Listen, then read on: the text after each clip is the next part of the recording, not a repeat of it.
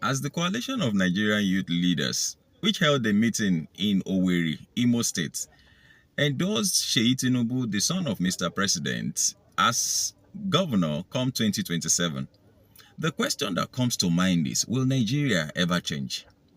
Will Nigerians ever learn? Will Nigerians ever change? Is there hope for Nigeria? However, in contrast to that, the coalition of Lagos indigenous youths have come out to say that it is impossible, that Seyi Tinubu is not an indigene of Lagos State. He is an indigene of Osun State, where his father is said to have hailed from, where he is free to go and become governor, but definitely not in Lagos State. However, he is also free to take his governorship ambition to Imo State, where the meeting or the endorsement was being raised. Will there ever be change in Nigeria?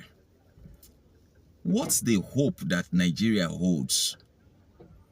Because the point is that Nigerians have now been so infected by the corruptness or corrupt mind.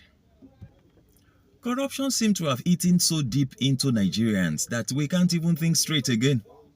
We can't even see the future, and we can't even design a future for ourselves. I'm saddened that even that's anyway, you know, in Nigeria, a youth leader, like somebody said, that a youth leader is 70 years old, a youth leader is 65 years old, and so I mean, so I'm not surprised if some people say they gathered and they said they are youths. So we should be sure of who they really are. Are they really the future? Are they really the youths that we know as being youths?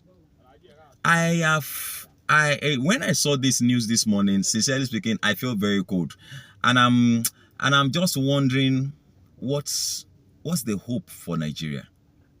What hope does Nigeria hold? What's the hope for us?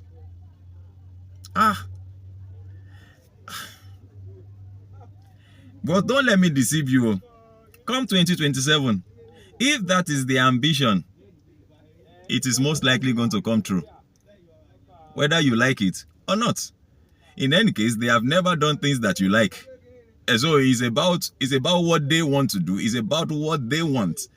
And if from underground, because a new person will have to come to power in Lagos State come 2027, because Babajide Sanwo-Olu is doing his second term already. A new person will have to come to power. However, I think it is interesting that the Lagos indigene, the youths in Lagos, are coming up to say that they don't want him, based on the fact that he's not an indigene, with which they used to, you know, condemn and throw Gbadebo's survivor away. In Lagos State, of course, you remember in the 2023, you know, Lagos State, I mean, governorship elections, that was the major, counter campaign against him in the Labour Party, you know, from other parties, that he's not a citizen, he's not an indigene of the state and all of that. But please, will there ever be change in Nigeria? Are we ever going to change the way we think and the way we do things in this country? That some people will just sit down somewhere and they will take such a decision with what we are going through in this country.